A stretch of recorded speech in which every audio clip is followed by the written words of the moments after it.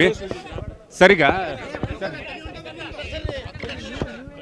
Sir ಈ ಆರಾಮಿದ್ದೀರ ಈಗ ಬರಗಾಲದ ಬಗ್ಗೆ beaker sir specially Kalyana Karnataka ಏನು ಗಿಫ್ಟ್ ಕೊಟ್ಟು ಬರಗಾಲ ನೋಡ್ಲಿಕ್ಕೇನೆ ಇಲ್ಲಿಗೆ ಬಂದಿದ್ದೀನಿ. ಜನರ ಮತ್ತು ಜನಪ್ರತಿನಿಧಿಗಳನ್ನು ಭೇಟಿ ಮಾಡಲಿಕ್ಕೆ ಬಂದಿದ್ದೀನಿ. ಇವತ್ತೆಲ್ಲ ಮೀಟಿಂಗ್ ಮಾಡ್ತೀನಿ. ತಿರ್ಗಾದಾದ್ಮೇಲೆ ಇನ್ನು 2-3 ದಿನ ಬಿಟ್ಟು ಬೆಳಗಾವಿಗೂ ಕೂಡ ಹೋಗ್ತಾ ಇದ್ದೀನಿ.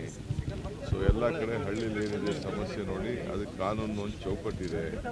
ಬರಗಾಲ ಘೋಷಣೆ ಮಾಡೋದು ಸಮಸ್ಯೆ ಬಗೆಹರಿಸಬೇಕು ಅಂತ ಈ ಬೇಡಿಕೆಗಳೆಲ್ಲ ಜನ ಎಲ್ಲ ಕೊಟ್ಟಿದ್ದಾರೆ. ಅದಕ್ಕೆ ಹೊಸದಾಗಿ ಪ್ರಜಾ ಇಲಾಖೆ ಅಂತ ನೇಮಕ ಮಾಡಿ ಅದಕ್ಕೆ ಒಂದು ಮಿನಿಸ್ಟ್ರಿನೇ ಇಟ್ಟು ಅದಕ್ಕೆ ಎಲ್ಲ ಅವರ ಅರ್ಜಿಗಳನ್ನೆಲ್ಲ ಪರಿಶೀಲನೆ ಮಾಡಿ ಅವ್ರು ಎಷ್ಟು ನ್ಯಾಯ ಒದಗಿಸ್ಕೊಡ್ಬೇಕು ಆ ಕೆಲಸವನ್ನು ನಮ್ಮ ಸರ್ಕಾರ ಮಾಡ್ತದೆ. ಸ್ಪೆಷಲ್ ಪ್ಯಾಕೇಜ್ ಏನಾದರೂ ಕೊಡ್ತೀರಿ? ಸಾಲ ಮನ್ನಾ ಬಗ್ಗೆ ರೈತರು ಜಾಸ್ತಿ ಮಹಾರಾಷ್ಟ್ರದ ಮನ್ನಾ ಮಾಡ್ಯಾರ ಸರ್. ಸಾಲ ಮನ್ನಾ ಬರ್ರಿ ಮಹಾರಾಷ್ಟ್ರ ಮತ್ತು ತಮಿಳುನಾಡು ಈ ಕರ್ನಾಟಕ ಒಂದೇ ಸರ್.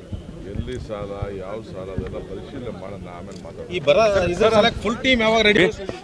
ಸರ್ ಈಗ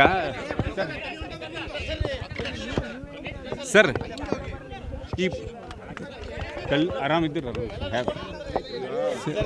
ಈಗ ಬರಗಾಲದ ಬಗ್ಗೆ beaker sir specially Kalyana Karnataka ಏನು ಗಿಫ್ಟ್ ಕೊಟ್ಟು ಬರಗಾಲ ನೋಡ್ಲಿಕ್ಕೇನೆ ಇಲ್ಲಿಗೆ ಬಂದಿದ್ದೀನಿ.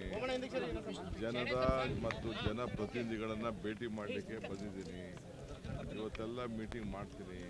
ತಿರ್ಗಾದಾದ್ಮೇಲೆ ಇನ್ನು 2-3 ದಿನ ಬಿಟ್ಟು ಬೆಳಗಾವಿಗೂ ಕೂಡ ಹೋಗ್ತಾ ಇದ್ದೀನಿ. ಸೊ ಎಲ್ಲ ಕಡೆ ಹಳ್ಳಿಲಿ ಏನಿದೆ ಸಮಸ್ಯೆ ನೋಡಿ ಅದಕ್ಕೆ ಕಾನೂನು ಒಂದು ಚೌಕಟ್ಟಿದೆ. ಬರಗಾಲ ಘೋಷಣೆ ಮಾಡೋದು ಸಮಸ್ಯೆ ಬಗೆಹರಿಸಬೇಕು ಅಂತ ಈ ಬೇಡಿಕೆಗಳೆಲ್ಲ ಜನ ಎಲ್ಲ ಕೊಟ್ಟಿದ್ದಾರೆ. ಅದಕ್ಕೆ ಹೊಸದಾಗಿ ಪ್ರಜಾ ಇಲಾಖೆ ಅಂತ ನೇಮಕ ಮಾಡಿ ಅದಕ್ಕೆ ಒಂದು ಮಿನಿಸ್ಟ್ರಿನೇ ಇಟ್ಟು ಅದಕ್ಕೆ ಎಲ್ಲ ಅವರ ಅರ್ಜಿಗಳನ್ನೆಲ್ಲ ಪರಿಶೀಲನೆ ಮಾಡಿ ಅವ್ರು ಎಷ್ಟು ನ್ಯಾಯ ಒದಗಿಸ್ಕೊಡ್ಬೇಕು ಆ ಕೆಲಸವನ್ನು ನಮ್ಮ ಸರ್ಕಾರ ಮಾಡ್ತದೆ. ಸ್ಪೆಷಲ್ ಪ್ಯಾಕೇಜ್ ಏನಾದರೂ ಕೊಡ್ತೀರಿ? ಸಾಲ ಮನ್ನಾ ಬಗ್ಗೆ ರೈತರು ಜಾಸ್ತಿ ಮಹಾರಾಷ್ಟ್ರದ ಮನ್ನಾ ಮಾಡ್ಯಾರ ಸರ್. ಸಾಲ ಮನ್ನಾ ಬರ್ರಿ ಮಹಾರಾಷ್ಟ್ರ ಮತ್ತು ತಮಿಳುನಾಡು ಈ ಕರ್ನಾಟಕ ಒಂದೇ ಸರ್.